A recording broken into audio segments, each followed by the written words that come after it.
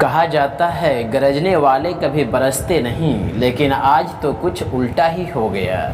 यह कहानी है यूनान के प्रसिद्ध दार्शनिक सुकरात का।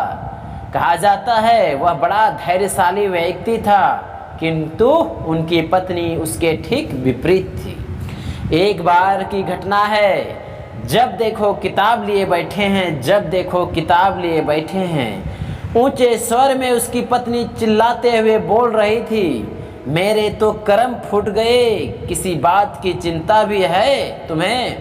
पति महोदय ऐसी जली कटी बातों को सुनने का आदी हो चुके थे। वे इस कान से सुनते दूसरे कान से निकाल देते थे और पुस्तकों के स्वाध्याय में हमेशा लीन रहा करते थे। एक बार उनके कई प्रशंसक सुकरात से मिलने के लिए आए थे, तो सुकरात और उनके प्रशंसक बाहर बैठकर आध्यात्मिक चर्चा कर रहे थे। भीतर उसकी पत्नी अपने सहज स्वभाव में बके जा रही थी।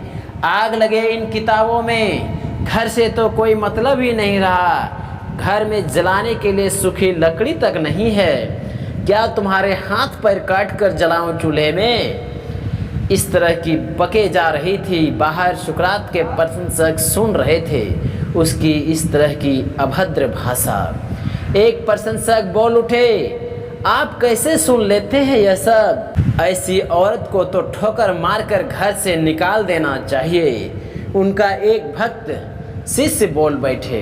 बैठक की आवाज़ भीतर तक नहीं जा रही थी। जब उसकी स्त्री को सुकरात का कोई उत्तर नहीं मिला, तब वह गुस्से में आकर मैला पानी की भरी बाल्टी उठा लाई और उनके ऊपर उड़ेल दी।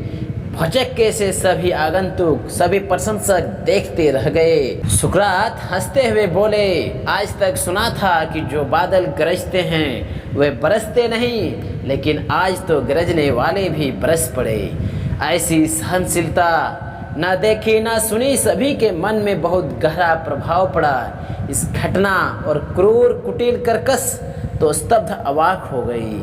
अपने देवता जैसे पति के ऐसे अलौकिक स्वभाव से वह रोती हुई पति के चरणों में लिपट गई। उसका तन मन पश्चाताप करने लगा, हृदय रोने लगी, और उसी दिन के बाद से हृदय में भी परिवर्तन आ गए उसकी पत्नी की। तो ऐसे थे महापुरुष सुकरात। इसी से आप अंदाज़ा लगा सकते हैं कि जो भी मनुष्य क्रोध करते हैं, हमेशा गुस्से करते हैं, वह कभी भी जिंदगी में सफल नहीं हो सकता है, और ना तो उसका नाम इतिहास में लिखा जा सकता है।